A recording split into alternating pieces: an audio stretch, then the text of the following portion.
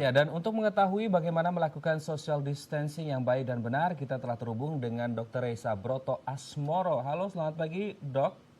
Halo, selamat pagi. Ya, Dok, ini tadi dijelaskan dalam video Ya. 14 hari bisa menghentikan COVID-19. Mm-mm. Nah, bagaimana caranya agar dalam 14 hari ini efektif untuk menghentikan Yes. penyebaran COVID-19, Dok?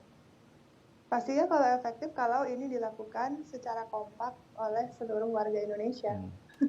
Dan semuanya memang harus mencoba menahan diri supaya tidak beraktivitas di luar rumah.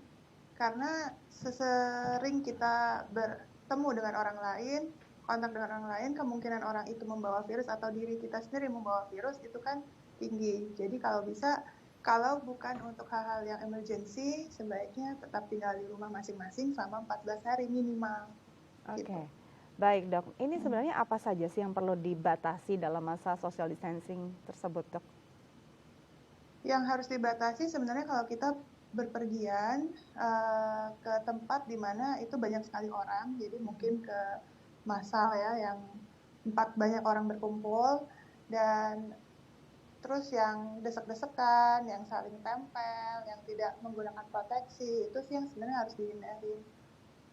Oke, Terus Dok. seperti Hmm. sekolah, ya kalau sekolah kenapa diliburkan, saya setuju sekali karena kalau kita lihat anak-anak kan nggak bisa ya melakukan social distancing dengan baik. Mereka akan belajar bareng, makan bareng, main bareng, nempel sana, nempel sini. Itulah kenapa di sekolah tuh setiap kali ada penyakit, pasti gampang banget nularnya ke satu sekolahan. Jadi kalau anak-anak di satu sekolah itu bisa dirumahkan selama 14 hari, paling tidak mengurangi dampak wabahnya si COVID-19 ini dalam waktu yang lumayan singkat. Gitu. Oke, Dok, ini kalau kita lihat kan sebenarnya banyak yang salah kaprah gitu ya. Ini istilahnya harusnya bukan libur seperti itu, tapi belajar dari rumah. Tapi akhirnya banyak kemudian yang mensalahartikan orang tua justru mengajak anaknya jalan-jalan gitu. Jakarta semua pusat Nah, wisata ditutup, akhirnya mereka ke Banten ataupun ke Puncak, Bogor, segala macam, Dok. Ini iya. apa bahayanya ketika nanti mereka pulang dari liburan? Saya berharap sih berita yang ke puncak banget tuh hoax ya.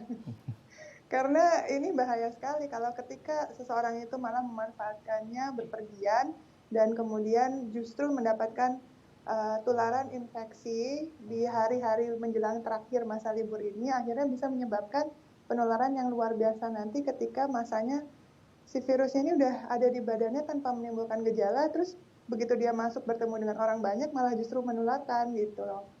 Jadi sangat disayangkan sih. Jadi sebaiknya memang tetap di rumah, jangan justru malah jalan-jalan dan menyebar virus lagi gitu. Karena kita nggak Baik. tahu virusnya kan nggak kelihatan ya.